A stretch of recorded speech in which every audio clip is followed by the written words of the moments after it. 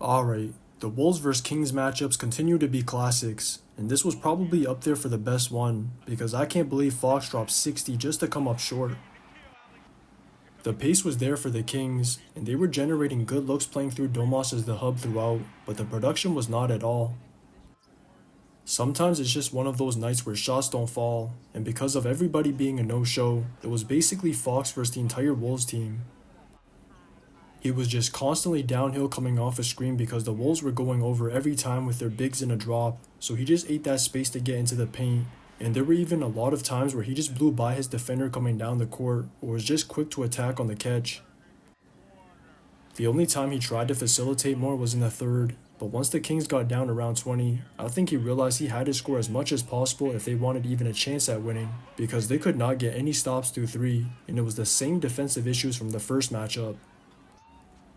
Their game plan of showing on Mike or Ant off screens, and even trapping Ant on occasions didn't change, but Ant hit some tough shots, and their bigs weren't ever up enough on the screens, so it was still easy for the both of them to trigger the scramble. Once the Kings were behind on the play, they just lost the possession because they could not keep up on their rotations, and it just led to swings or sprays throughout. At least they could contain Julius for the most part, so he either had to give up the rock early or take tough shots, but that wasn't the case against Nas, and once he got some finishes inside, that just opened up his three ball outside. It took until the fourth before the Kings finally played real defense, and part of it was from Fox's stretch late in the third giving him some sort of life entering the quarter, because that increased their effort on defense at the start for a 14-0 run. From that point onward, they basically had the momentum on their side, and Fox went into takeover mode doing what he was doing earlier.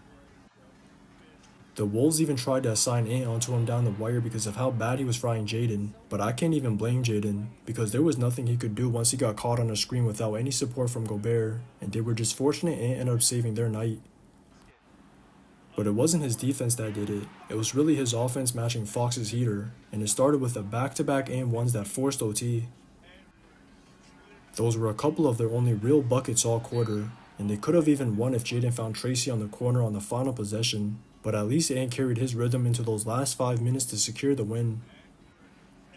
All he did was hunt the right matchups to exploit those advantages, and not only did he spoil Fox's 60-piece, but he also spoiled any chance of lighting the beam this season when he was at the crib. Just watch the tape. Wow! Heartbreaker from Anthony Edwards.